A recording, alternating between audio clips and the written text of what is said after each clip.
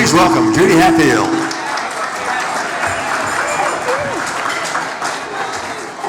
As you all are getting seated and continuing to enjoy all of our friends that are here this evening, wow, you got quiet. I'm so proud of you. So welcome to the 33rd Annual Dean A. McGee Awards. If you've not already begun enjoying your salads, please do so as we begin the program. It's been a wonderful few months getting to co-chair with this wonderful Larry Nichols at my right. Oh my gosh, he has been so fun. And we have an exciting program planned and look forward to sharing this evening with all of you. Thank you, Judy. Before we get started, we have an extra special guest that was not on the program, but he was able to make it. Please welcome the 17th Lieutenant Governor of the great state of Oklahoma, Matt Pinnell.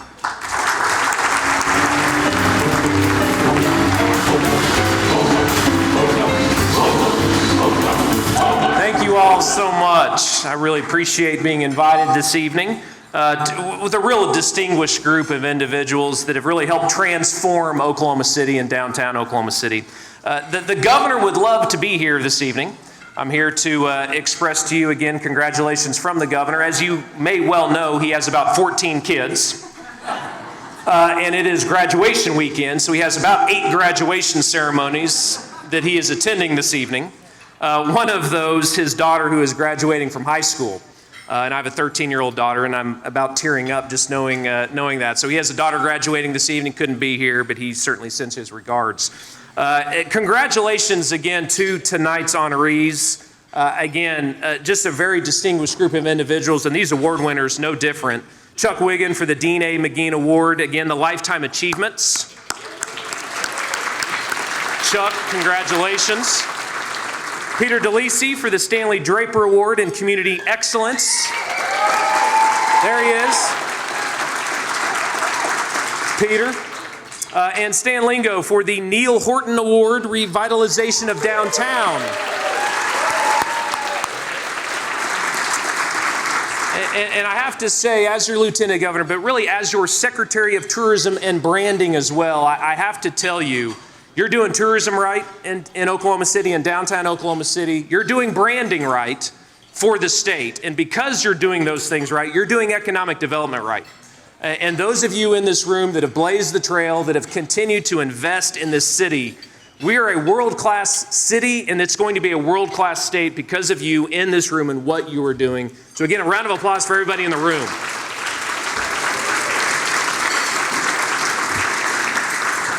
And I can say that as a Tulsa guy. I mean, that's pretty intense that I just said that, even as a Tulsa guy. I know tonight's co-chairs, Judy and Larry. Again, round of applause for your co-chairs. I have a very exciting program planned. A number of dance moves and numbers from Larry. Have you seen Larry dance before? It's remarkable. Absolutely remarkable. And you'll see a number of those dance numbers this evening. I'm teeing you up for that, Larry. So thank you all again both for your leadership in this city, and I mean that, and what you both have done here. Truly remarkable work, and thank you for co-chairing this evening. So again, thank you all for being here to support the Dean A. McGee Awards. Have a great evening. Have a fun evening. On behalf of the state of Oklahoma, thank you for what you do here in Oklahoma City and downtown Oklahoma City. Let's go move this state forward in a much better direction. Thank you all so much.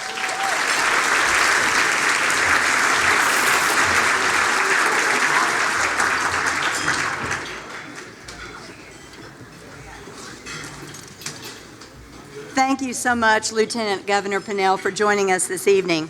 So tonight, we'll begin our program with the invocation by Mike Anderson. He's the former minister of Westminster Presbyterian Church, the former president of Presbyterian Health Foundation, and a dear friend. Following the invocation will be the national anthem that will be performed by Sam Carey. He's a 20-year-old celloist who participated in the Downtown Art Moves initiative and will perform tomorrow night with New Kids on the Block at the Peak. So, woohoo! So please stand and join me for the invocation and the national anthem. Mike?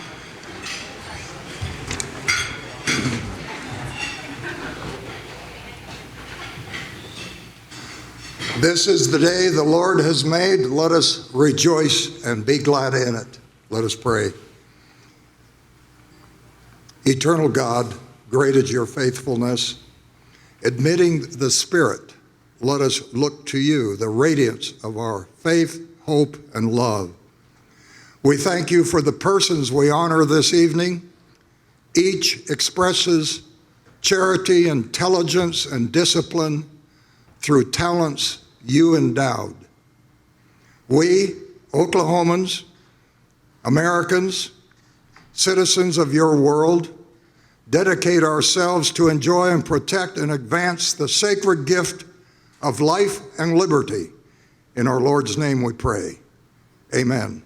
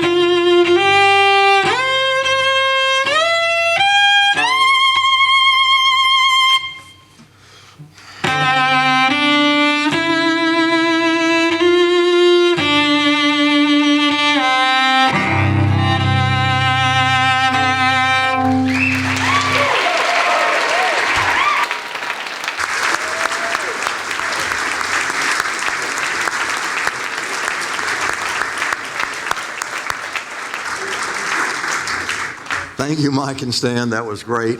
Enjoy your dinner. We'll be back to you after the dinner's over. Honorees tonight to celebrate for their dedication and passion for downtown. Before we begin the program, though, I want to make sure everyone knows why this is the most important event. Tonight, we are celebrating our journey together across generations. We would not be here if it had not been for the vision and leadership of Dean McGee, Stanley Draper, and Neal Horton, whose ideas transcended generations. The other reason why we do this event is because it is the most important recognition for leaders who have made an impact on downtown. The Dean A. McGee Awards is the only event that brings downtown leaders from business, from government, from nonprofit groups for one evening to celebrate together, and I can tell you guys are celebrating. This is really fun. Since 1986, when Mr. McGee was the first person presented with this award, downtown leaders gathered each year to recognize an individual who made a long-term generational impact on downtown. In 2002, Downtown Oklahoma City Partnership became the presenting organization of the Dean A. McGee Award. At that time, the Stanley Draper and Neal Horton Awards were added to the Dean A. McGee Award. Tonight, we have many former honorees who are with us. We want to introduce them, and as we introduce them, we want everyone to stay standing. Don't stay standing. Judy's going to get mad at you, and that's not a pretty sight. I've seen it. It's not a pretty sight. The first honorees are those that are with the Dean A. McGee Award, and I want you to know they are listed in the order in which they were first awarded. So the one who got the award the the longest to go goes first. That doesn't mean that person is the oldest. It's just he got it a long time ago. So first on the list, 1997, is Larry Nichols. I caveated that. Then 1999, Dave Lopez. 2002, Ed Barth. I don't see anyone stand. There we are.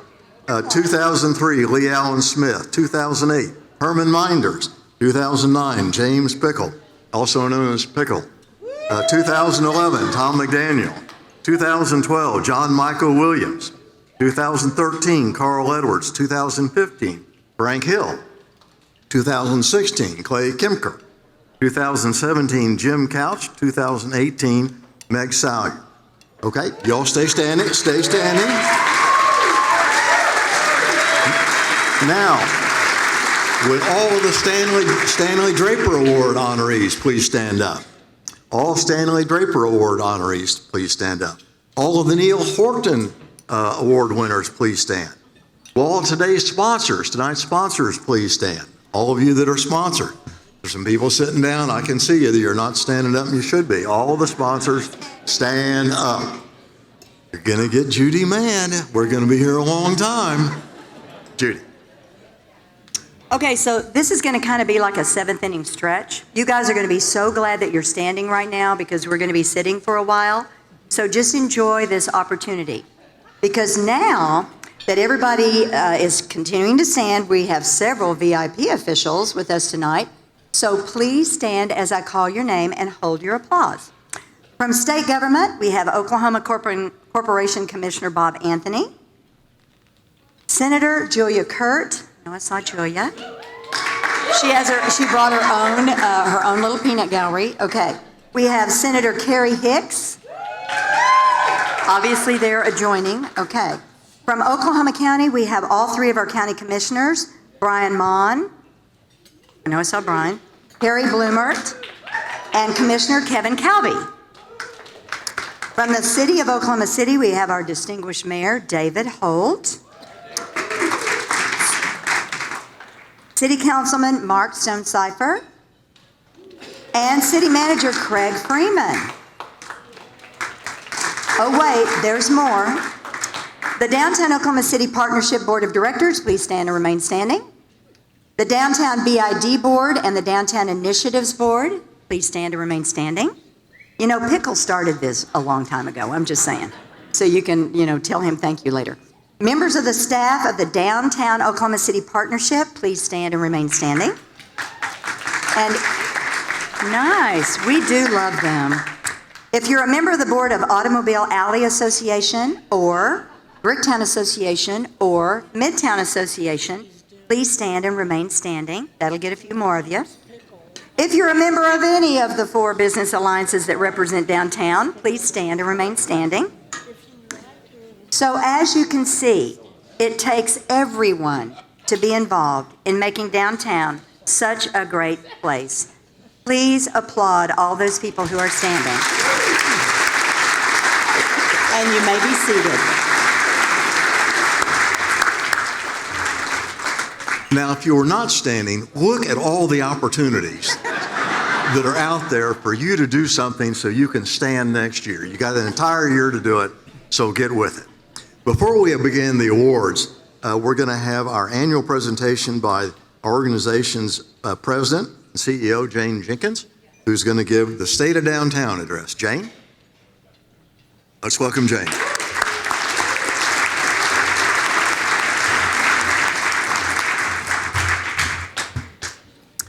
Thank you, Larry and Judy. This is always my favorite night of the year. As I walked around and said hello to a lot of you, I said it's because I get to see a lot of people that are downtown people, and they're not telling me that they're angry because their street is closed, their pothole needs filling, or their street light is broken. So it's really a happy night to celebrate all the things downtown. And it's my privilege to tell you a little bit tonight about our organization's efforts over the past year, give you an update on the health of downtown, and talk about our vision for the future. In March of this year, I celebrated my 10th anniversary with the Downtown Oklahoma City Partnership.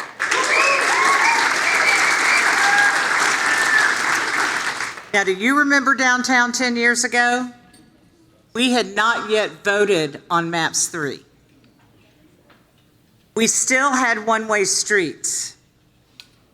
The escalators in the First National Building worked on occasion. The Myriad Gardens still had a berm, and Stage Center hosted productions and parties. There was no Devon Tower, no elementary school, and no West Village. The Seaber was the only professional residential property in Midtown, and there was only one apartment complex in Deep Deuce.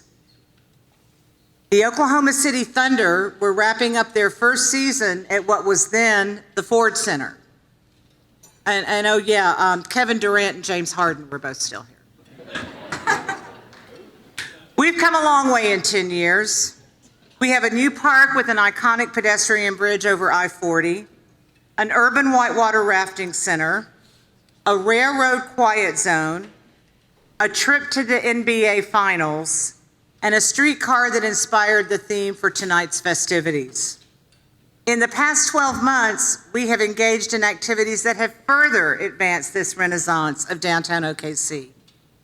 We began the implementation of a strategic plan and commissioned a Value of Downtown report. Both of these documents will be instrumental as we begin our renewal of the Business Improvement District this year. We created community project committees to address mobility, pedestrian safety, and place activation. These committees are open to the public, giving all citizens the opportunity to participate and contribute to the downtown story. Public art projects were commissioned, funded, and installed with the help of Southwest Airlines. We designed and activated Kerr Park. One of our proudest accomplishments this year was the facilitation and partial funding of the mid-block crossing on Mickey Mantle in Bricktown. It's harder than you think it is. We recognize the impact of the less fortunate that utilize downtown and engaged more with social service providers to improve the street experience for everyone. And earlier this month, we welcomed 90 of our closest friends as we hosted the first ever International Downtown Association Economic Development Summit. So what's the common denominator here? You. We could not do what we do without you. This is our downtown, our community, and that's why we are committed to public engagement in every effort we undertake. It's not easy trying to make everyone happy. And we are fortunate to have an impressive team working to make downtown OKC the very best it can be. As Ethan Mazzio, who was an attendee of the recent Economic Development Summit, recently wrote to me in an email, it appears you have a very competent, skilled team, which I would assume has been essential to the growth and transition of Oklahoma City. As a student looking to enter the Oklahoma City workforce in the next few years, Downtown OKC Partnership is high on my list of organizations where I would seek employment. Would you help me thank this amazing team? Addison, Brandy, Danielle, Emily, Hannah, Holly, Jill, Joe, Mallory, Fee, and Stacy, please stand up.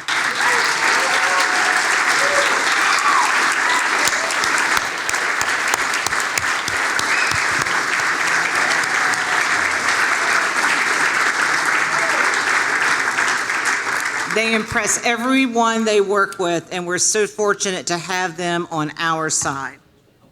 So where do we go next? How do we move our downtown into the future? Well, this year we are looking forward to incorporating more data and community engagement into our efforts. We're looking forward to the renewal of the Business Improvement District. And as always, we're striving for diversity and inclusive activities. In our downtown management world, inclusivity can take many forms. It can look like advocating for more public restrooms. It could be translating all our press releases into Spanish or creating signage in multiple languages. Making downtown a welcoming place for everyone also includes adding artwork from a variety of artists with different backgrounds, adding or improving crosswalks, or providing a friendly face and information for our visitors in the form of our downtown guides. Our goal at DOKC is to create and champion a vibrant downtown. But that doesn't just mean cleaning the streets and creating a brand and producing special events. It means advocating for changes that are important for a healthy city, representing downtown stakeholders and supporters by fostering an environment where everyone's opinions should be heard. It is time for downtown to take our downtown to the next level by making sure that it is welcoming to all types of people. Regardless of your age, your primary language, your socioeconomic status, downtown is for you. It's for everyone. It's for high school kids playing volleyball at the Bricktown Beach. It's for a diverse group of residents who in a traditional suburban neighborhood would have never met. It's for families looking for inexpensive entertainment options. It's for people who need access to social services. It's for young professionals who want to walk or take public transportation to multiple destinations instead of driving. It's for sports fans and dog lovers. It's for forward-thinking developers and investors who are passionate about growth and historic preservation. And it's for visionaries like those we honor tonight, those who are dedicated to making our city an active, forward-thinking place for future generations to thrive. Those of you in this room can directly impact the future of downtown Oklahoma City, and therefore the future of our city. Use your influence to help our city be inclusive, fair, livable, and a place that cares about its people. Now is the time for bold leadership, for bold vision, for bold action. And I think you will all agree with me that we are ready to not only read, but write the next chapter in downtown OKC's story. Thank you for being here, supporting us, and I hope you enjoy the rest of the program.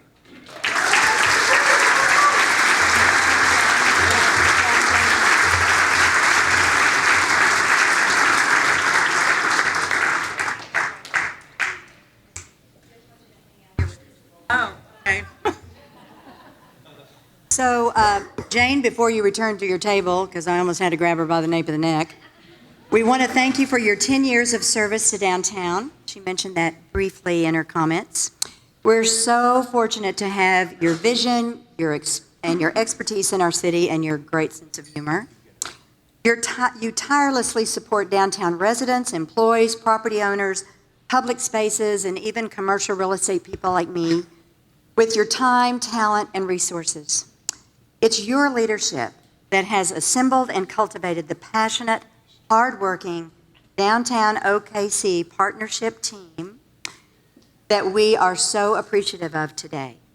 On behalf of Larry and myself, we wanted to acknowledge and celebrate your 10th year anniversary with Downtown Oklahoma City Partnership this year, and I think Larry has something special for you.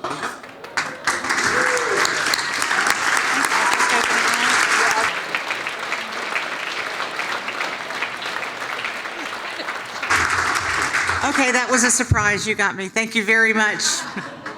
I appreciate it, and I want you to know my 10 years in Oklahoma City have been amazing, and I'm really glad, and I hope to be here for another 10. Thanks. As you could tell, Jane's not big on surprises, so we're really glad we got her. So this evening's first presentation recognizes the Renaissance of downtown. The Neal Horton Award is named after a man whose vision, passion, and persistence gave birth to the brick town we enjoy today. In the 1980s, Neal would look out his office window in the Concord, and while some of us saw desolate old warehouse buildings, Neal Horton saw opportunity for downtown. He envisioned transforming those old red brick buildings into venues for live music, dining, offices, and shopping. He believed that reviving these buildings east of the railroad track would revitalize downtown too. Following a brief video about Neal Horton by his architect Don Beck, the owner of Beck Design, James Pickle of Smith & Pickle Construction will present the 2019 Neal Horton Award.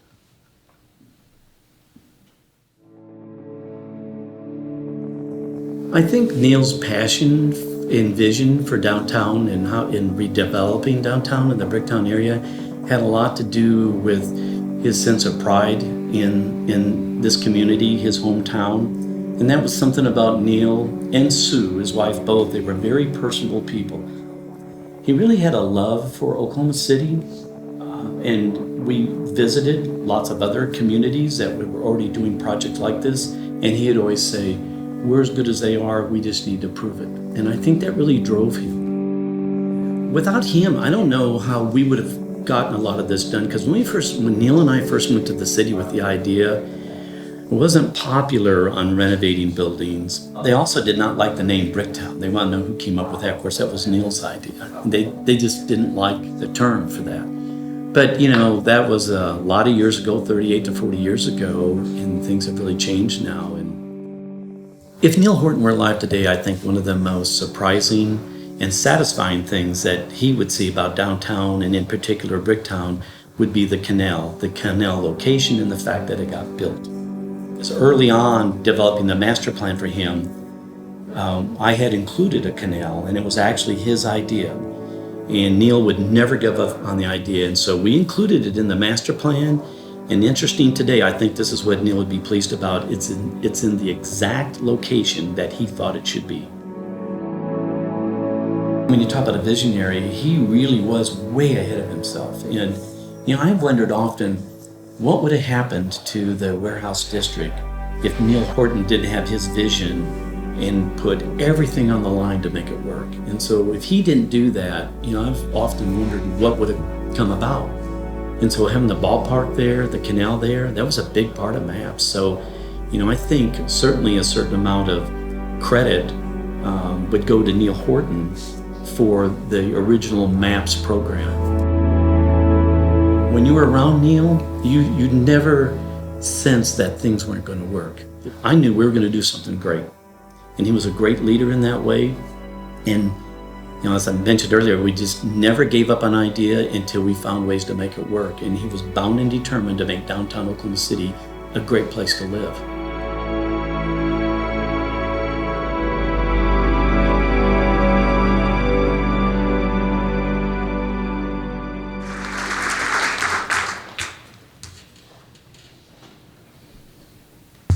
I think Mr. Beck has the shakes.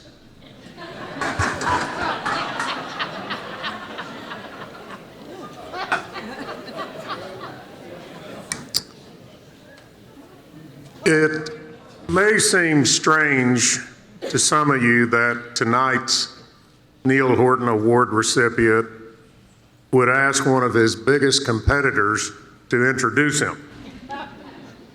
What's even stranger is that I would agree to do it. In fact, I said, heck yeah, I'll do it. You'll never get another job in all of Oklahoma City. The real reason I said yes is simple: mutual respect. There are 3 people in the construction industry who I would be honored to introduce anytime, anywhere. The first is Ron Yorty, the best contractor I have ever known. He was also a great teacher and mentor. The second is Sam Smith. He is the second best contractor and my former partner, and he too was a great teacher and mentor. And the third is Stan Lingo, the third of the 3 best contractors I have ever known. Stan worked as a project manager for Sam and me for 4 years, and when he left to start his own company, I was thinking, oh crap. We just trained our next biggest competitor. All three of these men had an actual love to build buildings. It was literally in their blood. In fact, it's safe to say that each of these men were born to build. So who is Stan, and why do I respect him so much? First and foremost, Stan is a God-fearing Christian who lives his life and runs his business as a man of faith. He is a true family man, a dedicated husband, a proud father of 3, and a doting grandfather of 4. He is a farmer, a rancher, and a gardener. When he leaves work, he goes home and gets on a tractor. His locally owned, locally operated company is located in downtown Oklahoma City. His commitment to God, his family, his home, and his community are the reasons that I respect him so much. But tonight's award is being given because of Stan's professional contribution to the revitalization of downtown Oklahoma City. As a licensed professional engineer and one of the 2 best contractors in Oklahoma City, Stan has completed more than 100 projects in downtown, and that number continues to grow. But that alone won't win you this award. There are 3 criteria for this award. The first is that the recipient must have been an individual or an association that implemented a specific vision for downtown Oklahoma City. Stan has partnered with multiple individuals and organizations to implement their specific visions. This includes 11 of the previous 17 Neal Horton Award winners. Think of that. 11 previous winners of this award have used lingo to build their dreams. The second criteria is that the recipient must have played a role in creating or improving a district, a project, or an event in downtown Oklahoma City. Stan has improved multiple districts, built his own office, and participated in numerous events throughout downtown Oklahoma City.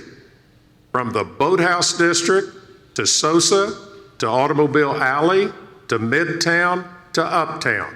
From the West End to Film Row to the Arts District and to Bricktown. Stan's footprints are everywhere in downtown Oklahoma City. The final criteria is that the recipient must have involved others in the city's renaissance. With so many projects, Stan has involved literally hundreds of laborers, craftsmen, subcontractors, suppliers, architects, engineers, and others. Stan has been a one-man economic development machine. The name Lingo has become synonymous with downtown Oklahoma City. Stan is the first general contractor to receive this Neal Horton Award. He joins the owners, the developers, and the visionaries who have all contributed to the renaissance of our downtown. To wrap this up, I'm going to need a little bit of group participation. Another quality of Stan's is his humility. Even with all that he has accomplished, he was shocked when he was told that he was going to receive this award. When Mayor Humphreys called him to set up a meeting, naturally, Stan thought he was going to ask him for money. It was never Stan's goal to win awards. He never thought of himself as an award winner. So to help convince Stan that he truly deserves this award, I'm asking all of you to please stand and enthusiastically welcome Mr. Stan Lingo, this year's Neal Horton Award winner.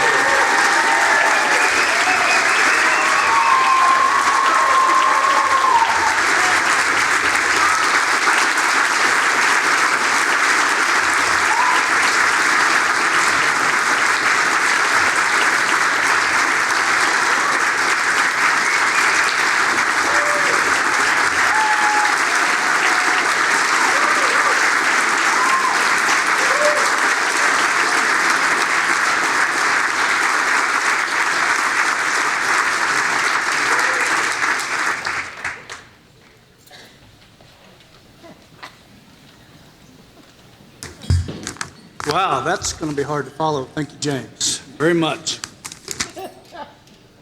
Isn't it a great time to be downtown Oklahoma City? It is.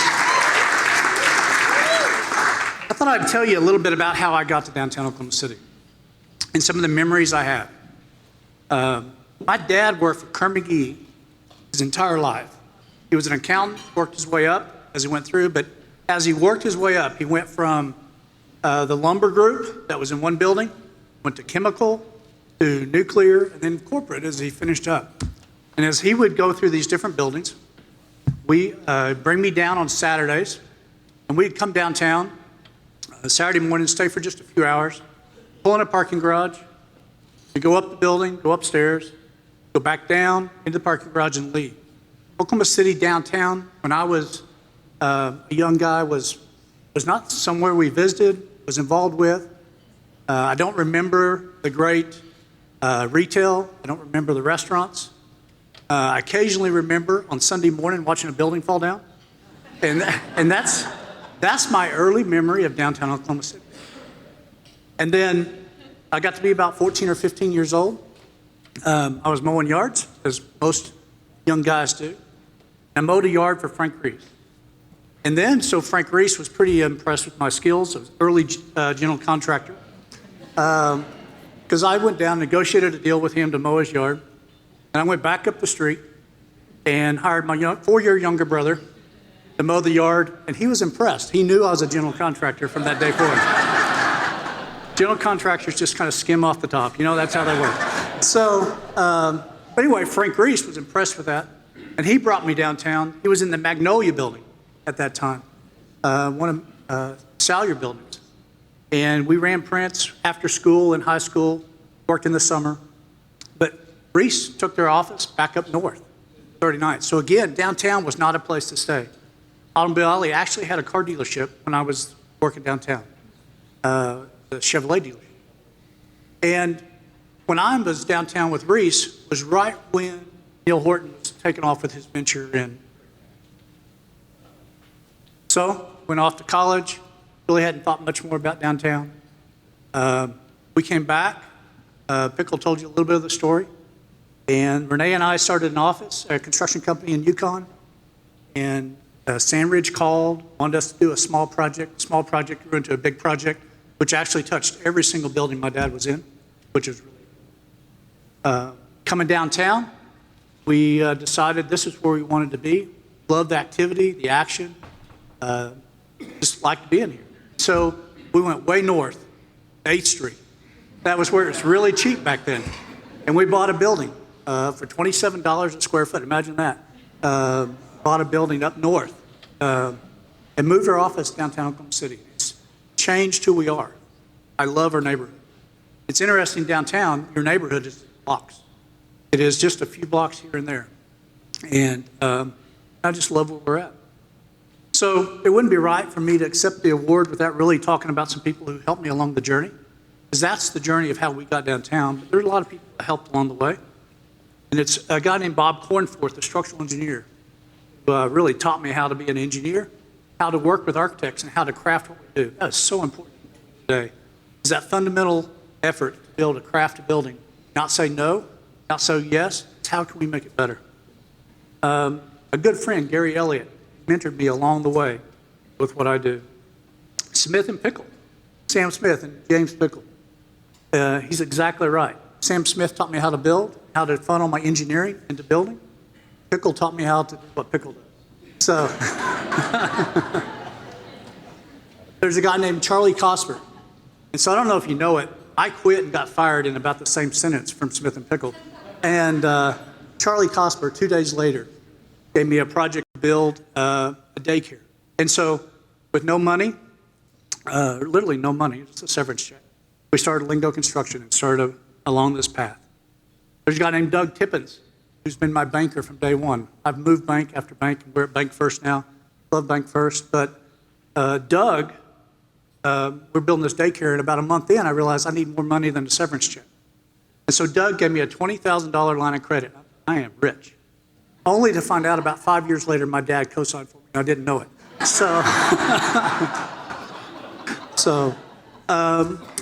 There's a family called the Townsend family. Gave me my first project of scale for Southwest Electric. Really changed our path. Rand Elliott, great friend, but he realized I could build art. And that's a unique thing. He could see I could build art. He gave me the opportunities to do that. But one of the biggest people who mentored and shaped who we are is Midtown Renaissance. Chris is here tonight, Mickey and Bob, but it's really a team that also includes Fitzsimmons. For 10 years, we've been a team that really, I think, copies, but parallels what Neal Horton is doing. I met with Steve Lackmeyer, and he told me about Neal Horton. Neal Horton thought about how alleys could be usable, that we're doing that in Midtown, how it needed to be controlled growth, how it needed multi-use. And that's what we did in Midtown.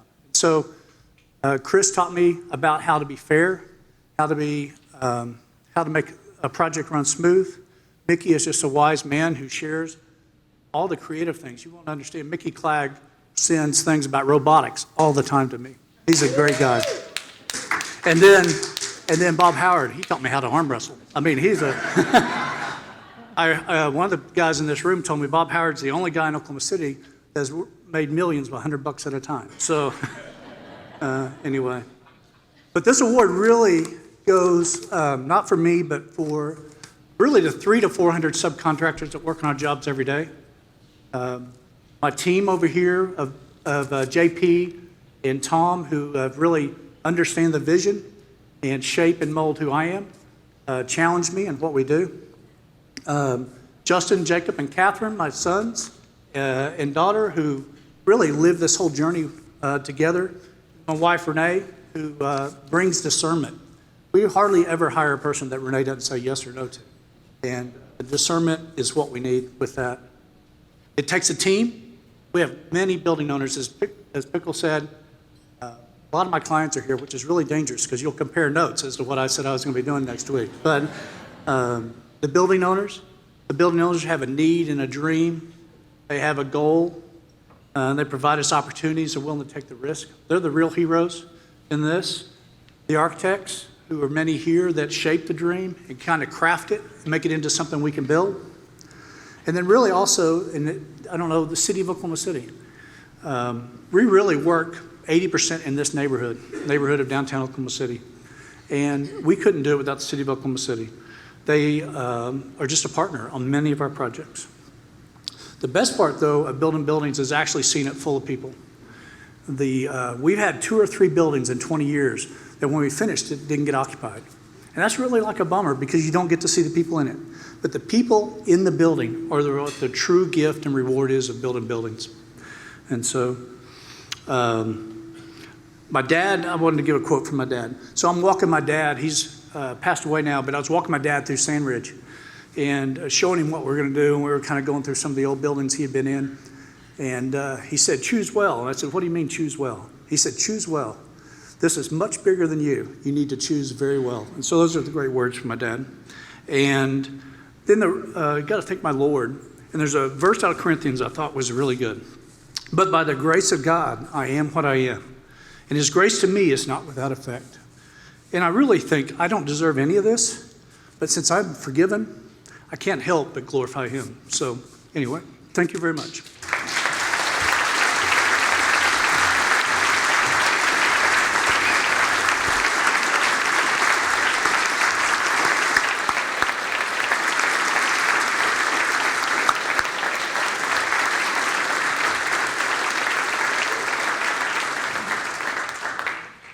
Stan, congratulations. That was really touching.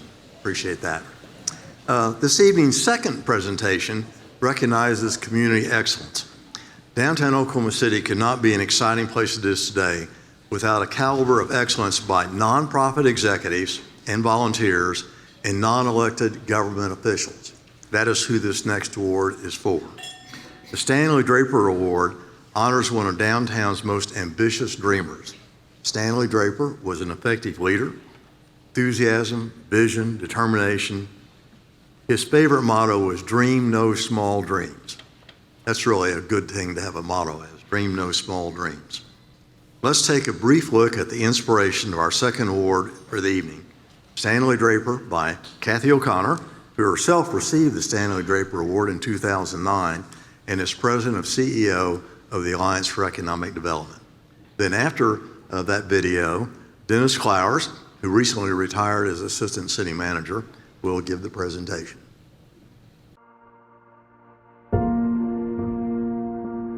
It's so interesting about Stanley because his career lasted for so long that it's hard to think of something that he wasn't involved in. But everything from when they moved the railroad to put City Hall, the county building, the Civic Center Music Hall in the places they are today to even the early days of urban renewal, he was involved in all of it. I think the projects that we've been working on lately that depict the dream no small dreams definitely are the MAPS projects. And going back to 1993 when the first MAPS program passed to today with MAPS 3 projects, we really are beginning to see the impact of dreaming no small dream. I think Stanley was a really interesting guy. I think the thing that I always take away from him is that he was a great collaborator. He really put into action early in Oklahoma City's history this collaboration between the private sector, private businesses, and government and the Chamber of Commerce that we still use today. And I think that characteristic of him and his perseverance, he really never gave up, never stopped being creative, never stopped thinking of some new way to promote Oklahoma City or to get some big project started. And I think all of those things are things we can emulate. I think if Stanley Draper could see downtown Oklahoma City today, he would say, wow, that I always knew it could be like this, that I always knew that these new, big, exciting projects would continue and that Oklahoma City would continue to become a vibrant, exciting place where lots of different people want to live and work and play. And I think he'd be very proud of us. He never stopped working for Oklahoma City. He never stopped promoting Oklahoma City. He always was thinking about how can we become better, how can we become the center of the economic universe.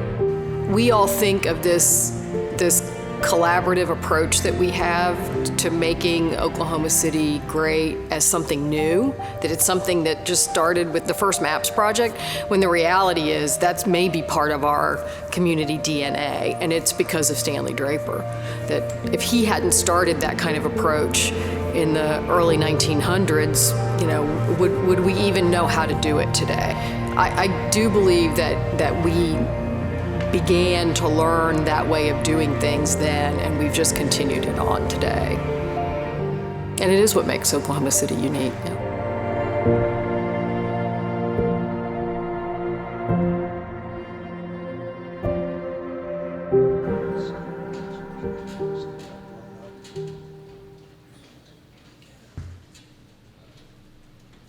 Hello. Peter Dolese called me, a few weeks ago to let me know that he had been selected as the 2019 recipient of the Stanley Draper Award and that he would like for me to introduce him tonight.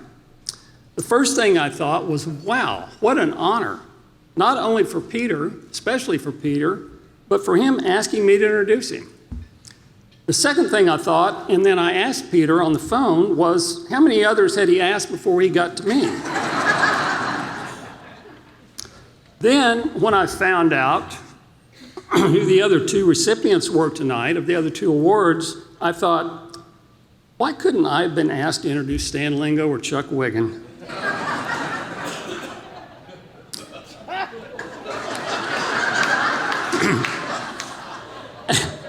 As we've heard tonight, the Stanley Draper Award is for extraordinary effort in community excellence and recognizes a nonprofit, staff member, volunteer, or non-elected government employee who has made an enduring impact on downtown. Peter certainly has done that, as each April he somehow gets a permit to close more downtown streets for an extended period than the Public Works Department. Okay, seriously for a little bit. Peter's beginnings with the Arts Council were actually when he was a volunteer at the first Festival of the Arts in 1967, and he's been working that event ever since. In the mid-1980s, he was a founding member of the Arts Council Commandos, which were a group of mostly young people who wanted to assist on events by doing work that no one else wanted to do. They were basically a hit squad for the arts. Peter became an employee of the Arts Council on May the 8th, 1989, just a little over 30 years ago, as their Satellite Arts Project Director. Peter certainly has a true passion for the Arts Council and its mission at heart, bringing the arts and the community together. Peter's never been afraid of hard work and absolutely loves the putting together and the tearing down of the Festival of the Arts every spring. That work was hard enough when the festival was at California and Hudson, but it's so much more difficult since the move to Bicentennial Park in 2016. That site is a great venue, but it has to get set up and torn down in about 10 days instead of well over a month.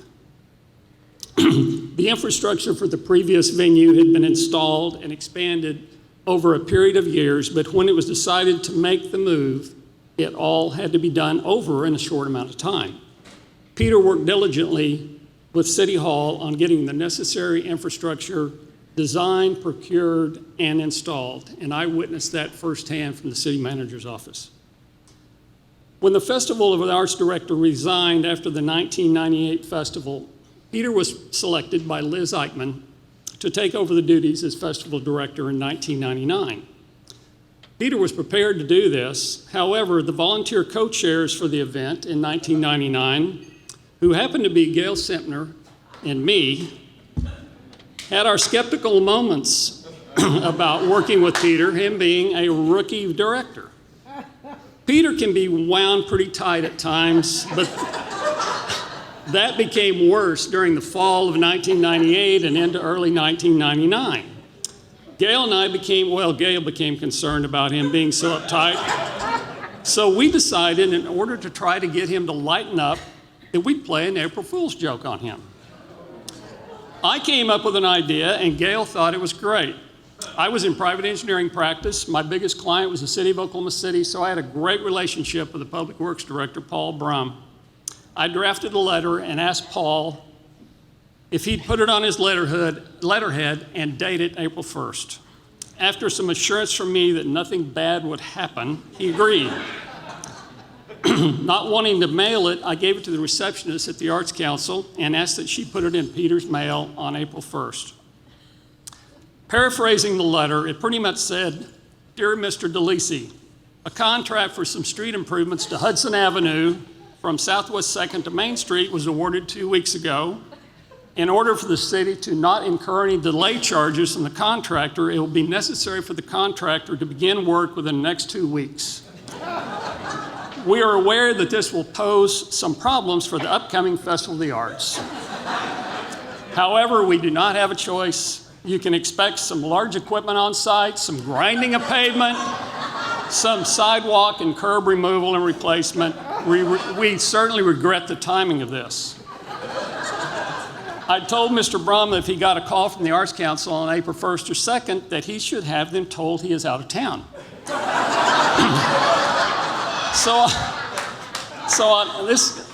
Every time I tell this, it gets better. So on April 1st, I began to get a little nervous and actually came downtown 3 times during that day to see if Peter had opened the letter. He hadn't. Little did I know that Peter never opened his mail till after hours. And he didn't open that letter until about 8 o'clock when everybody was gone. He immediately called Liz Eichmann and they scheduled an emergency staff meeting first thing the next day. They tried calling Mr. Brum, but of course he was out of town. I then got a call from the receptionist at the Arts Council to let me know that things were getting out of control, and then the next move was that they were going to Mayor Humphrey's office. So I said, "See if you can get Peter on the phone with me," and she did. When Peter finished ranting, I asked that he look at the date on the letter. I can't recall all of what was said over the next couple of minutes, but I do recall that Peter did most of the talking. However, after that, and for the remainder of the time that Gail and I worked with him, he seemed more relaxed. Peter's development as the festival director, which he performed for 10 years, and subsequently as the Arts Council executive director, has been wonderful to watch. That hard work and development has led to him doing what this award recognizes. There are numerous examples of Peter's vision for the arts and downtown and his wanting to make a difference by bringing the arts and the community together. Peter and I have had a continued relationship since I co-chaired the festival in 1999, and then I served on the board before and after that, and have had the pleasure of serving on the board for almost over 3 decades. Peter and I totally enjoy ribbing each other, especially in front of others. As much as I have kidded and butted Peter around over the last 20 years, he may think right now that this isn't for real and I'm actually going to introduce somebody else for this recognition. However, Peter, this is for you, and I can't think of another person that deserves it more. Congratulations.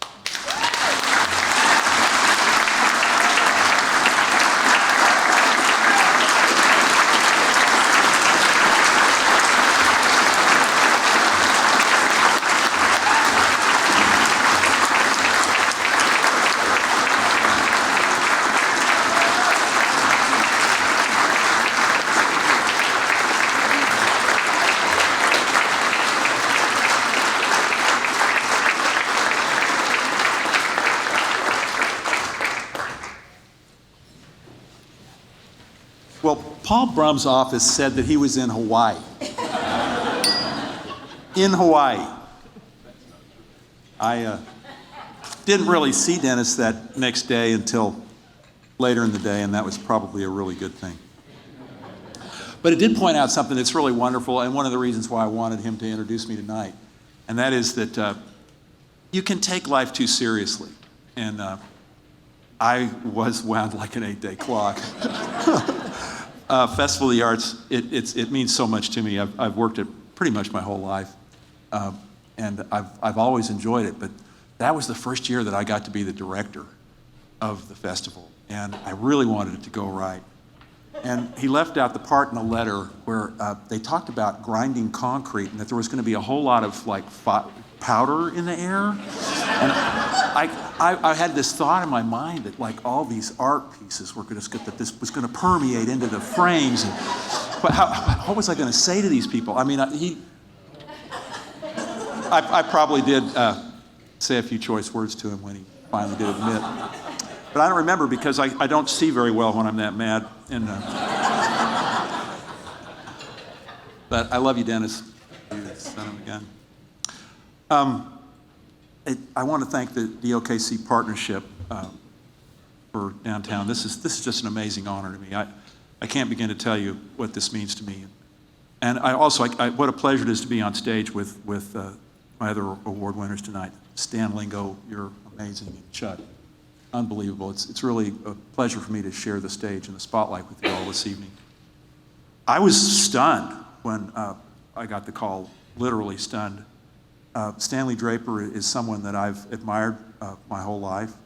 He was a buddy of my dad's, and to even be mentioned in the same breath with him is just such an honor for me.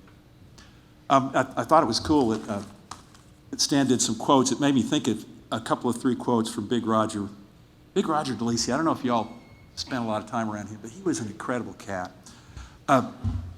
He had a few things that he told me. One that I've used as a mantra many, many times over the years: be serious about the subject, not about yourself. And I can't tell you how many times that's come in handy for me. But a hilarious one, and one that also is really got to me early on, because I thought, well, what am I going to do about this? How am I going to get this worked out? He would just kind of sit back and listen, and he'd just look at me and say, Peter, you don't even know what you don't know. And there's a lot to that. I never really asked a lot of the right questions early on, and he helped me kind of shape how to ask questions and try to find out what the right questions were. Another one of his sayings was, let the facts govern and let the chips fall where they may. So don't try to direct where something goes, was his point there, but to just let the facts take you to the direction and be happy with the result, no matter what it is, because the truth will set you free. And you've got to know that And he was a real gentleman and really helped shape my life in some pretty wonderful ways. I got to sort of set the stage for this, excuse me.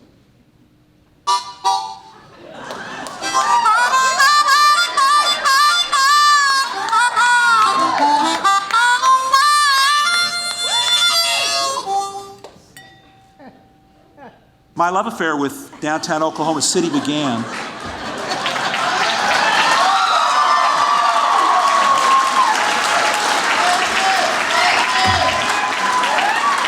when I was 7 years old.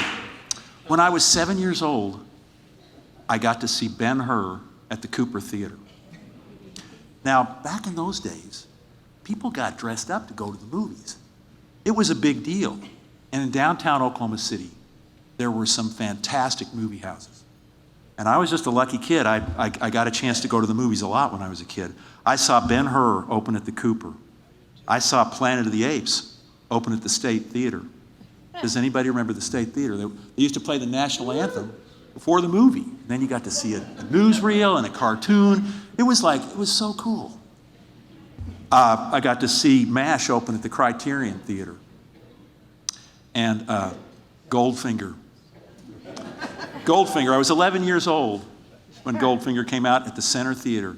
And they used to have they were the most beautiful blacklight murals at the Center Theater. I don't know if you all remember it, but it was just awesome to look at these murals. These were big movie houses. People got dressed up, they came downtown, and they went to the movies.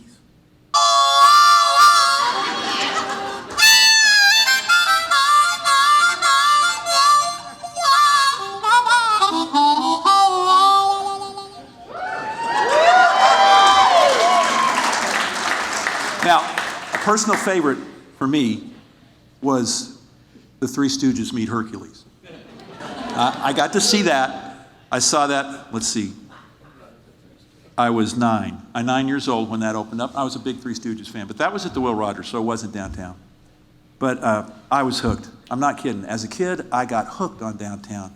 We used to go shopping sometimes at Johnny Brown's, and Balliette's was on the first floor of the Skirvin Tower. The Skirvin Tower, people lived in the Skirvin Tower. It was really kind of a cosmopolitan, cool deal. This is a long time ago. And it was an amazing place to be, kind of like what it is now. I mean, there has been a lot of ups and downs through the years, but that gets me to the Arts Council. And one of the beautiful things about the Arts Council, and it's really shaped my life. I got a chance to be involved with the Arts Council since I was a kid. I was a volunteer. I was just a loyal volunteer. And I volunteered for about 15 years before I went on staff. But the cool thing about that was that all those people just took me in and they would listen to me. They would listen to my ideas. They shot with real bullets. You came up with an idea and it actually happened. And that was remarkable. And it really made me into a young man that felt like I could do just about anything. But there were so many people that mentored me and brought me along during that time. And I'd really like everyone in this room that was at some point or another a chairman of the Arts Festival, if you would please stand for just a moment. If you were a past chairman of the Festival of the Arts, there's one. Look over here. They're around.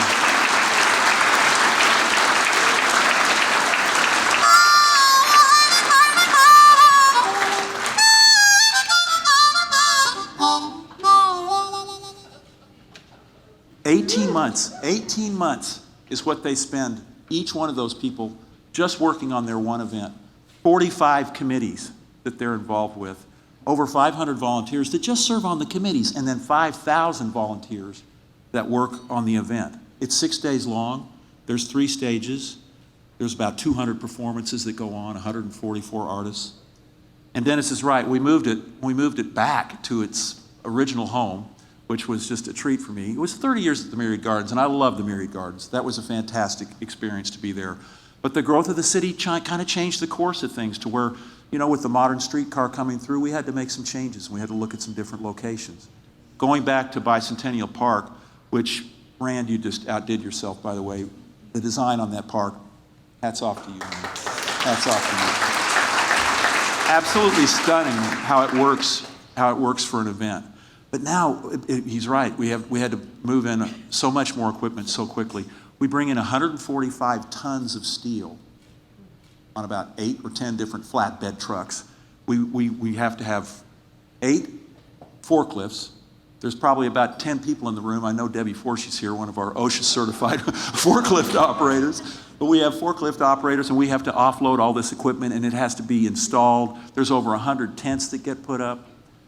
And then all the electric at this event is flown through the air.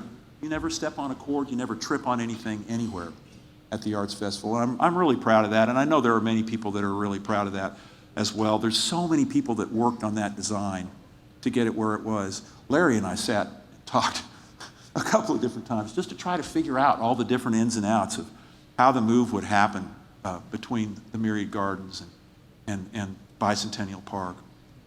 And I just don't know what else to say other than I'm just so excited to be able to share this with you.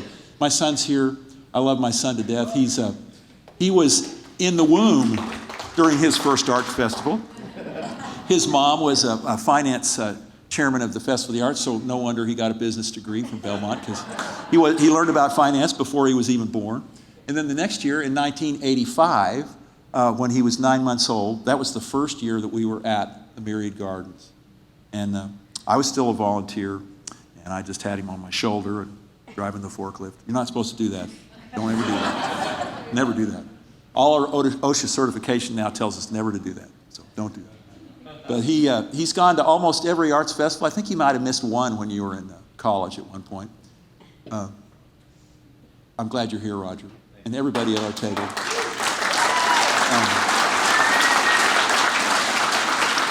That's really all I got for you. Let me check page 2. I might have missed something. Oh yeah, no, really. There's a few people I really wanted to thank, and it just goes out of your brain. You're up here, you're like in banana land. The first person that gave me my first break in the arts was Marilyn Myers, and she was a dear, wonderful lady. She was the director of Arts Council Oklahoma City back in the day, and I got hired through a CETA grant, the Comprehensive Employment and Training Act, and that was how I first got hired. I worked for the Museum of Art with their downtown extension, the Arts Place, for those first 2 years in 76 and 77. But those jobs were administered by the Arts Council, and that's how I got to know the Arts Council. And then I volunteered for everything they did. I just loved the Arts Council and what it did for our city. Through thick and thin, the good times and the bad, the Arts Council of Oklahoma City has been bringing the arts and the community together. The festival has gone on. And the one year that it didn't, it was right that it did. And it was that was the right thing to do, and it was a beautiful thing for our city that it didn't happen that year. James, your leadership during that time, you and Kay, for the work you did as festival chairman, I'll never forget your leadership at that time. Amazing. Jackie Jones, she was the second person at the Arts Council that hired me. Liz Eichmann, she was the third. And Sue Hale, who was our board president, was the fourth. She was the one who hired me to become the executive director. It's right, I've been there now for 30 years. It just blows my mind. It's just gone by in a flash. I've really, really enjoyed it. It's the life's work that I dreamed of that I didn't know I was going to have. Thank you very much.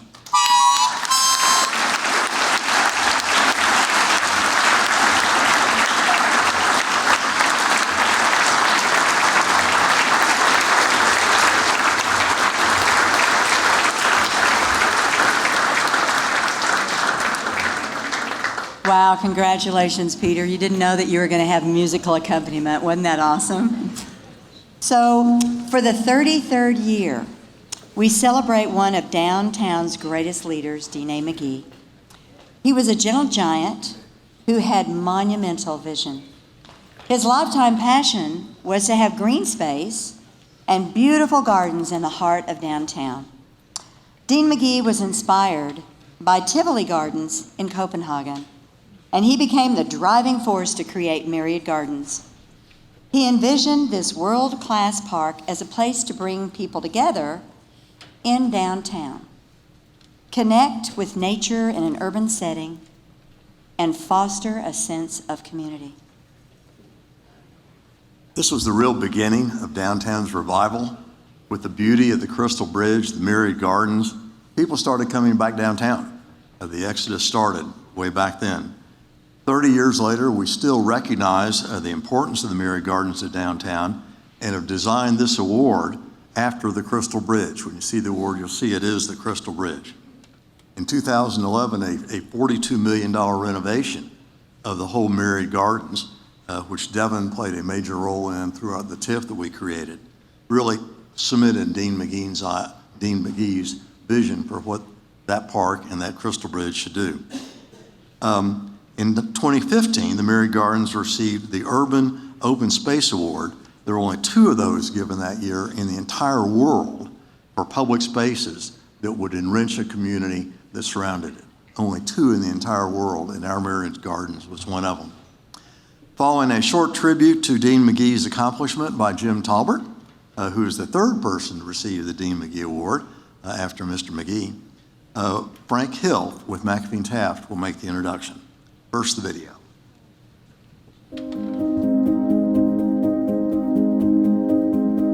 McGee had a very deep, very resonant voice and a commanding presence. And he had, along with that, remarkable vision and the kind of mind that just swapped up facts. For the last 25 years of his life, I think, the fate of downtown Oklahoma City and his desire to make Oklahoma City a better place, I think, was the dominant quality of his life. The pivotal thing that happened after this group of men decided that something had to be done because the city was falling apart, in effect, was that they decided to do a master plan for the rebuilding of downtown Oklahoma City. And they did it with private funds. And then, at Pay's suggestion, a group of them went to see Tivoli Gardens in Copenhagen. And those 2 events led to their crystallizing a vision of what they wanted to see happen, and particularly McGee really crystallizing the vision. And McGee, in terms of projects, then the first project was that tower. But after that, the real commitment was to the Myriad Gardens. And he had a belief in what the potential of that was. And frankly, the city government neither had the resources nor the imagination to go along with him. So they created a public trust to take on the project of the Myriad Gardens because he insisted on it. And in return for that, he led it, and he committed himself to it. He was kind above all things. I never heard him raise his voice. He came across as somebody, if he wanted something done, you knew he wanted it done, and most of you didn't want to argue with it. But he didn't rant, and he didn't raise his voice. He was just calm and deliberate and made you understand why this was important. And people responded to that, at least I did. Part of Mr. McGee's vision of downtown was not just that we would be building monuments, physical structures, but that it would be a place that attracted all the people in the city. It would be a people place, as he was fond of saying. McGee's commitment was beyond his self-interest. His commitment was because he just wanted this to be one of the better places in the world.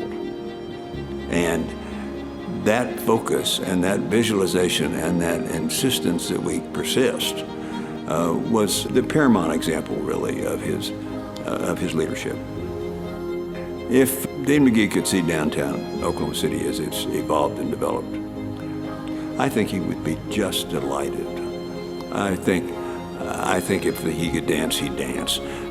I think the evolution of the life and the quality of life that's occurring downtown, of the bringing back young people into downtown, of the restaurants and the activity and the sports, I think he would be very responsive to all of that.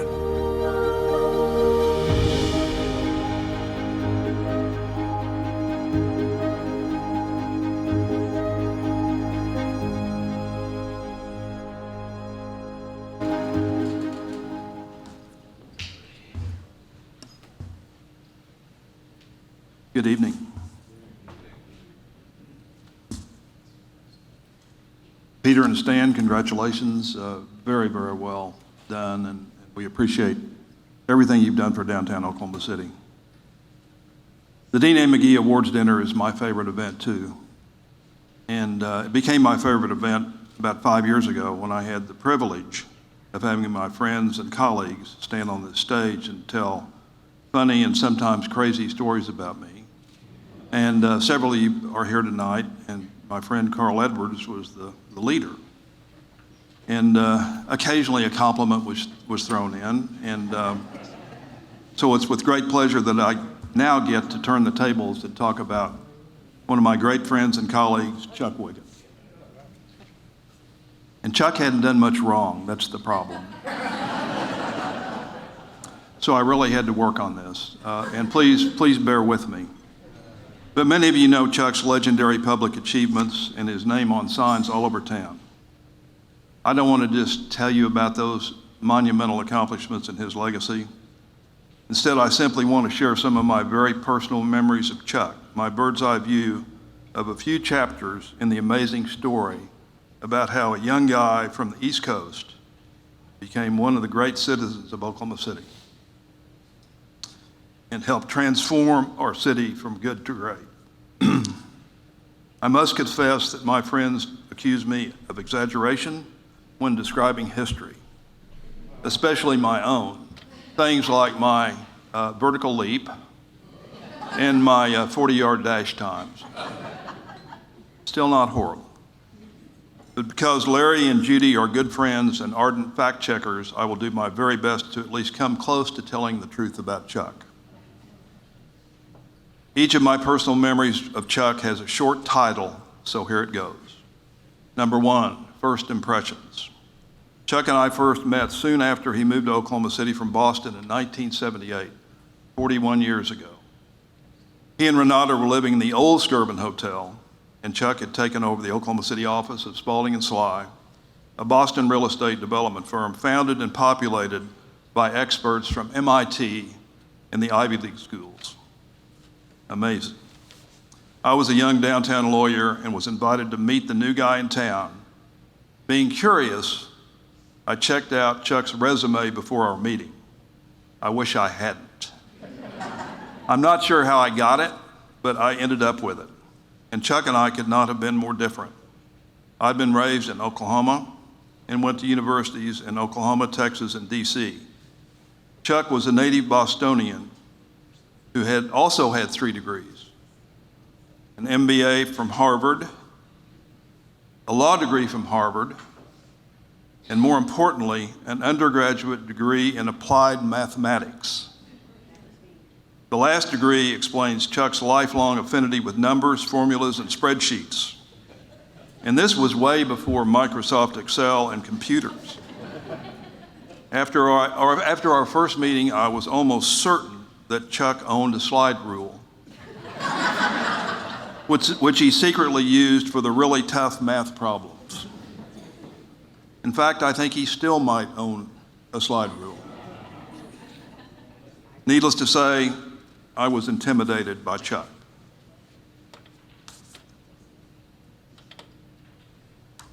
However, despite our different accents and different backgrounds, I quickly recognized a kindred spirit who was not afraid to tackle challenging projects, listen to different viewpoints, and work hard. Chuck and I became friends from the beginning, and he later trusted our firm to serve as his legal counsel, which continues to this day. And my partner, Rick Riggs, who's here tonight, has worked with Chuck from the very beginning. Thank you, Chuck. Number 2, bad timing. In 1981, at the height of the energy boom, Chuck left Spalding and Sly and started Wiggin Properties. It was a bold move worthy of an up-and-coming, ambitious young real estate developer. His timing could not have been worse. None of us expected the failure of Penn Square Bank on July 5, 1982, when a jet-propelled boom became a precipitous bust overnight. Now remember, Chuck had only lived in Oklahoma City for 4 years. Most developers would have caught the first plane out of town, out of flyover country, but not Chuck. Chuck was already dedicated to Oklahoma City, and he saw nothing but opportunity, which came his way. He was very, very smart. Under his nimble leadership, Wiggin Properties rapidly was transformed from a real estate developer into a service provider. He started representing out-of-state lenders who needed to sell foreclosed properties, and ultimately became a buyer of several of those properties. Himself, helping to maintain local ownership and bring many great buildings back from the brink. Chuck also represented tenants shopping for cheap office space in a very depressed market. When our firm was considering a move to Leadership Square in 1982, we hired Chuck to negotiate our office lease for 3 reasons. First, Chuck was smart, trustworthy, and tenacious. Second, none of us wanted to deal with the life insurance company that had foreclosed on the property. Very difficult. And finally, if somebody made a mistake, I didn't want it to be me. So Chuck did a great job, and we have remained at Leadership Square ever since. Thank you, Chuck. The long, hot summer, and this is my personal recollection of this, but in 1984, my oldest son was in high school and had absolutely no prospects for the summer. And I mean that. I was doing my best to help him find a summer job of any kind in a terrible job market and having no luck. I learned that Chuck's former employer had a couple of openings for temporary summer maintenance workers at one of their almost vacant suburban office parks. I asked Chuck to help.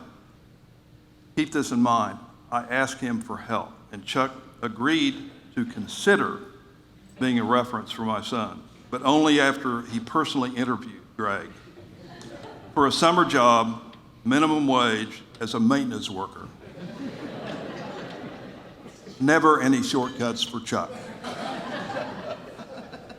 But Chuck, I must tell you that Greg's mother and I will be forever grateful to you for getting him out of the house during that long, hot summer.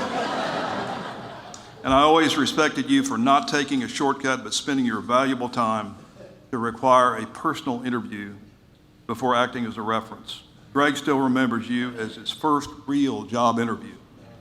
Thank you, Chuck. The crown jewel, you're in it. In the early 2000s, Chuck stepped out of his risk minimization comfort zone. And I think everybody understands what that means. In a very risky profession, Chuck very, very carefully always tried to minimize the risk. And I know we've had a couple of conversations where I said, Chuck, you know, this is a tough business. There is some risk. Something bad might happen. He said, I know, but I just want to limit that to, 1%. But anyway, there was an innovative business model around a little-known tax incentive called New Markets Tax Credits. As always, Chuck succeeded. He applied to the federal government for tax credits, and in most things, he moved out and did a fabulous job. He's gotten lots and lots of allocations of New Markets tax credits over the years. But he's unique in Oklahoma because he's only utilized these tax credits in urban areas, Tulsa and Oklahoma City, and almost exclusively in downtown. That's why he's made such a difference. But in 2005, the redevelopment of the Skirvin Hotel, which was, as you all remember, was vacant, just awful, was the single most important real estate project in Oklahoma City. We'd already seen considerable progress in downtown through the MAPS programs, but bringing the Skirvin back to life was the vital next step that had to happen to move downtown forward and to the next level. Chuck, never one to shy away from a challenging project, was right in the middle of that monumental public-private partnership with the city of Oklahoma City. And when an unexpected legal issue forced another partner to reduce his commitment, Chuck stepped up and increased his commitment to cover the gap. He went against all instincts and all advice from real estate professionals, which is always to diversify your portfolio and limit risk. And Chuck stepped up and put 2/3 of his entire allocation right here to save the Skirvin because it had to be done. Thank you. Thank you, Chuck.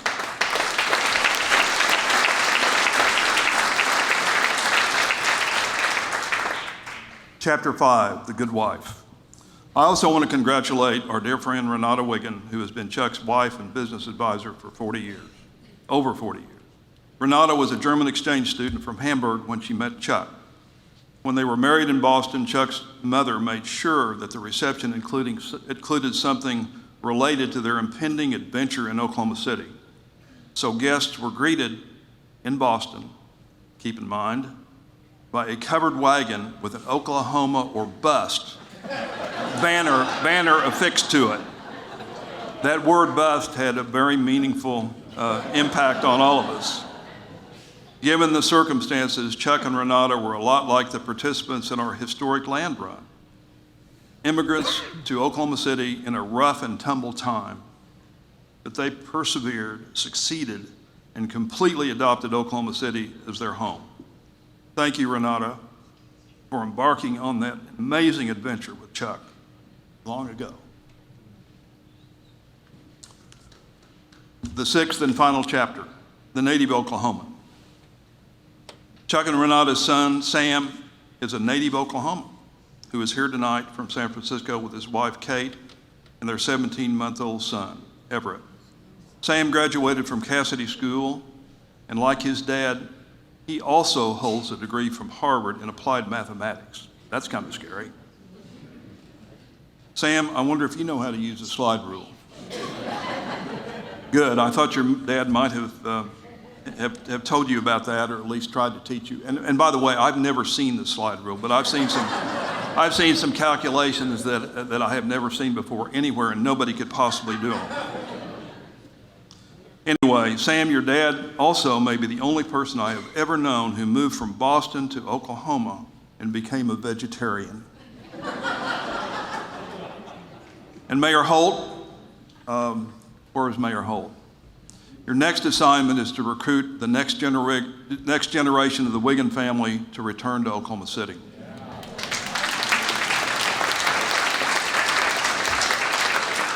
And I know you're all about recruitment and will take almost anything on, so that's a good challenge for you. I hope I have introduced you to the Chuck Wiggin that I've known and called friend for more than 40 years. Take a moment after the program concludes to join me in saying thank you to Chuck for his loyalty, honor, dependability, and unswerving dedication to his adopted city. But first, please enjoy a short video about Chuck from some very special and important mystery guests. About 26 years ago, I ran into Chuck at a Subway, and he came over and sat with me. And we've been friendly competitors ever since then, and I've really been fortunate over that time to get to work with him on a number of both industry projects and community projects. Well, when Chuck first came to me and said he had an idea for a project, and I've known Chuck since 1978 when he and Renata moved to Oklahoma. So I'd known him for years, and I know that he's very careful.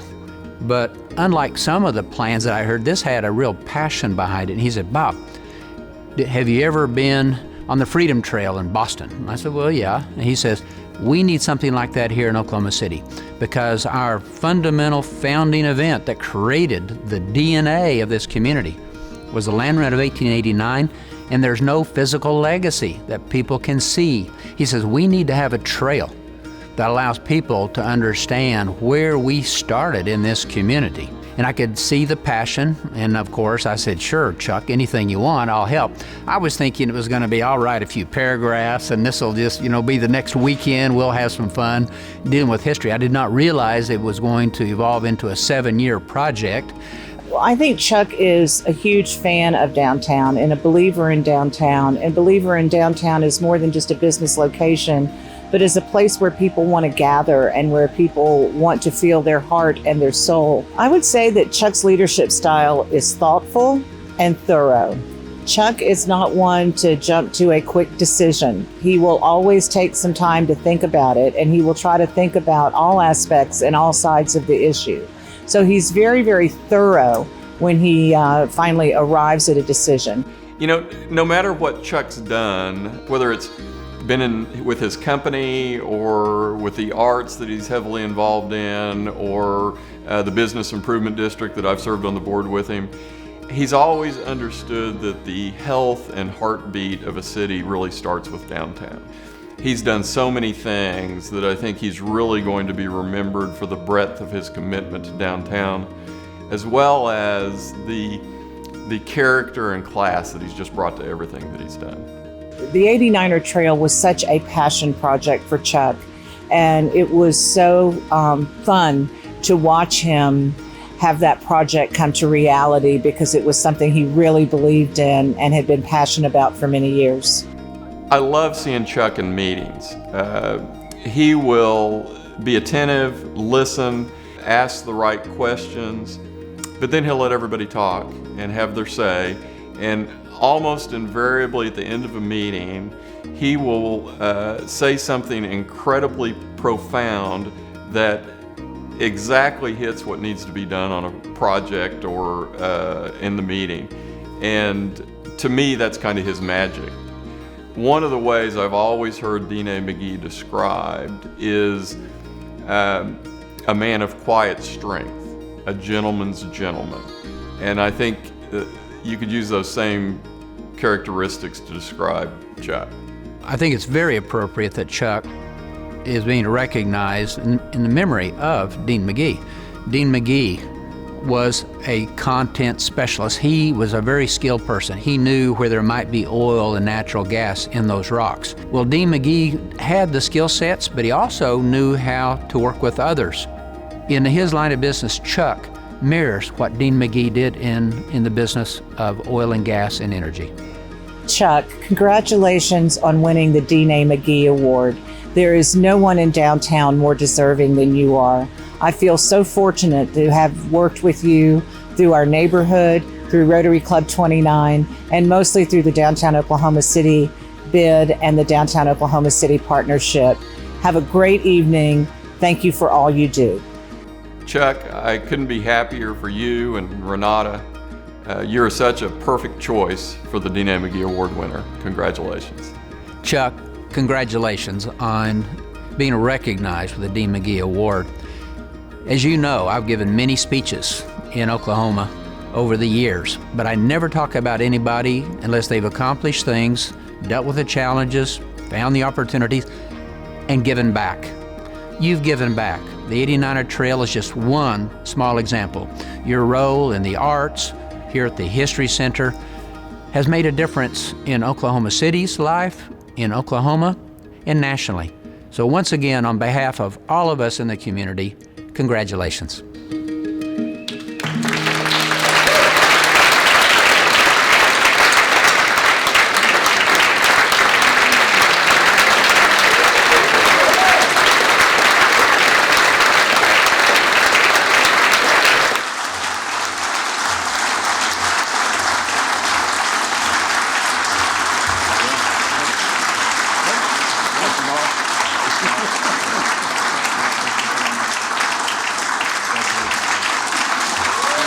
Hey, thank you, Chuck.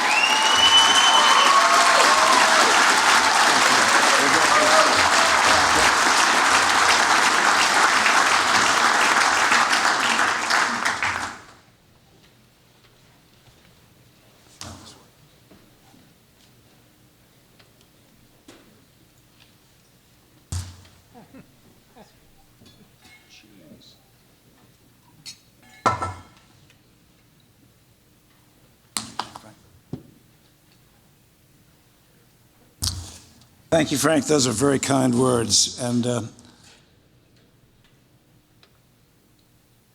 guess why I picked Frank Hill to introduce me tonight? What a guy. Thank you so much.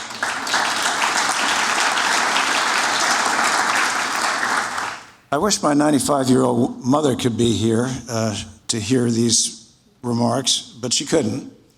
But she did tell me that she really liked the picture in the invitation, so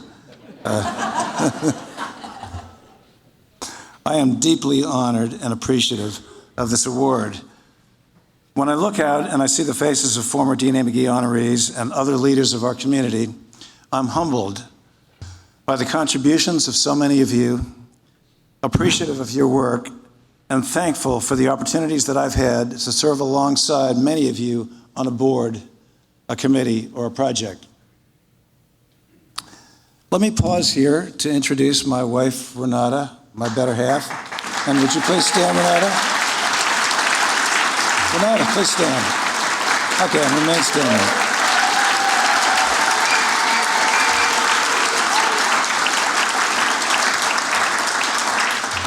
But now please hold your applause because I'm going to introduce a few more people. my son Sam and his wife Kate,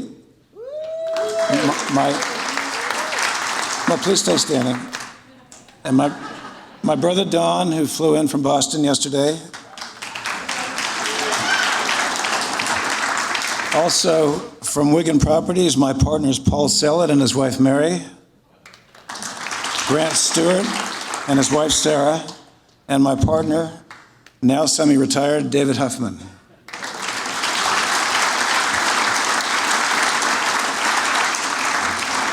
Also from Wiggin Properties, Debbie Whitaker, Lorenda Hondel, Julie Kriegel and her husband Jay, Michael Roth, John Powell Walker, Matt Rolls, Kitty Porter, and John Rosnelli.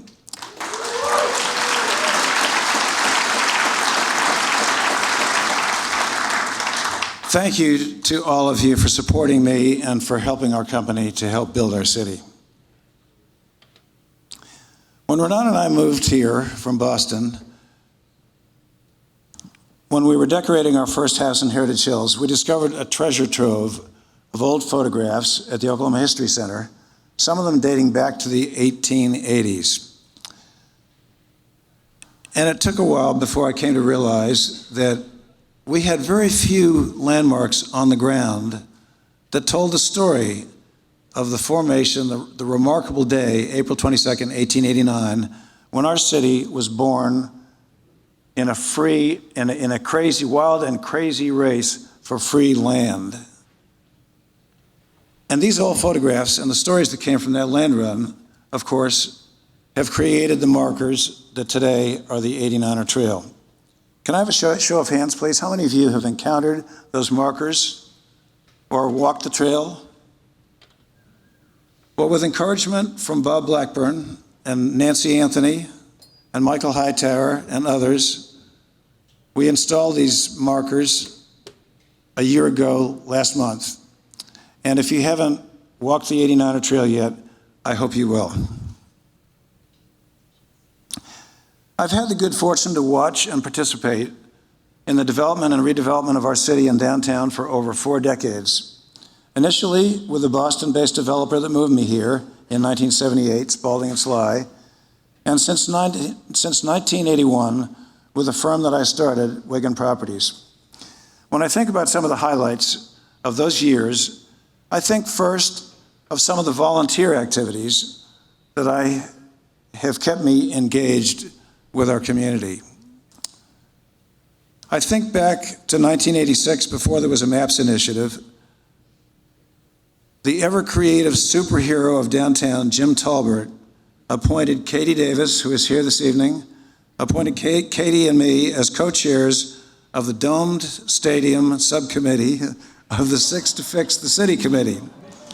Now that goes back to the depths of the oil bust, but I know there are some of you out there who remember that effort, and we have come a long way since then. I remember meeting with Jackie Carey and Mayor Norick, the unassuming consensus builder who later hatched our city's brilliant MAPS strategy.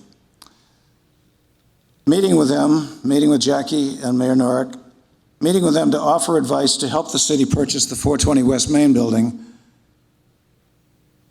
and consolidate city offices in 1992.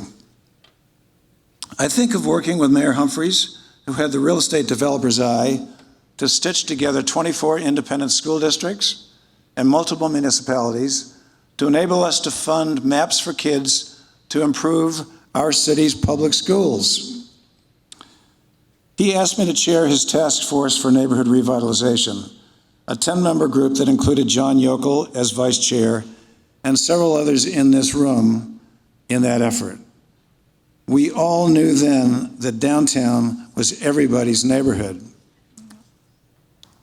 I remember encouraging Mayor Humphreys to create a civic center foundation, for which I became a founding trustee, and helping Lee Allen Smith and Jim Brown and his staff to plan the reopening of the Civic Center Music Hall. And the beat goes on. I remember serving on the Stakeholders Committee, chaired by Fred Hall, that led to the formation of the Downtown Business Improvement District. I remember serving on the Court Ashore Task Force for Mayor Cornett that helped envision components of MAPS 3.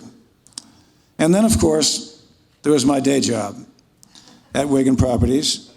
Renata likes to remind me that I still work there for a living. And as a business investment, one of my favorite projects was the $23 million of new markets tax credits that Frank Hill referred to, that we invested in the renovation of the long vacant Skirvin Hotel, alongside rural enterprises, the City of Oklahoma City, Marcus Hotels, and others that made that impossible project possible. Incidentally, this building has a special meaning to me because, as Frank mentioned, I lived here for 4 months when I first came to Oklahoma City. I vividly remember reading a column in the Boston Globe published in 1978 about the time we moved here. It was a column about an individual who was being transferred out of Boston. He'd lived there for 5 years, and while he was there, he became involved in many activities in the city and worked to improve this and that in Boston. And it lamented that he was leaving, and it said, "We're going to miss that guy." And I remember thinking at the time, I have no idea how long I'll be living in Oklahoma City, but I hope someday I can say that I made a little difference in that community in Oklahoma City as he did in Boston. And as I accept this award today, I hope that I have made a little difference and can continue to do so, like so many others in this room, for many years to come. The few names that I've mentioned don't begin to encompass the breadth and depth of leadership that Oklahoma City now enjoys. Our city has fostered leadership because people here roll up their sleeves and work together toward common ends. We volunteer, we listen to each other, we respect one another, we care about the city we're building. I hope that this evening will inspire you to renew your commitment to downtown as the heart of Oklahoma City and as everybody's neighborhood. Together, we can assure that our best days are ahead of us. Thank you very much. This award means the world to me.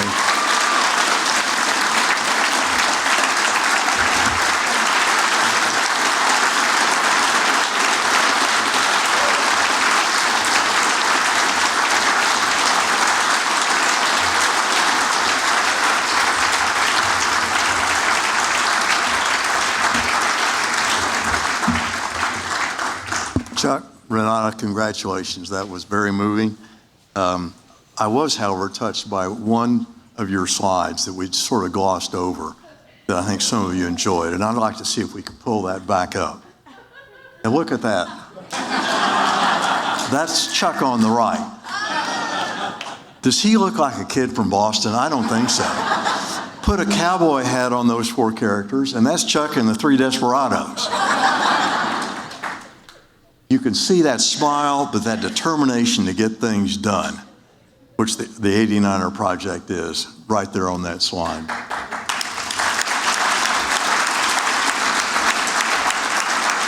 Judy?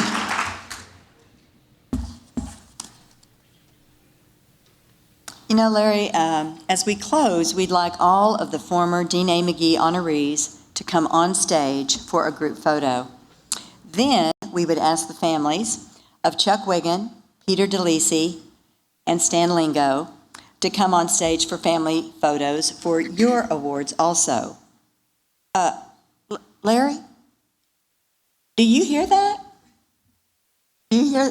I think it's the Red Piano Bar calling us.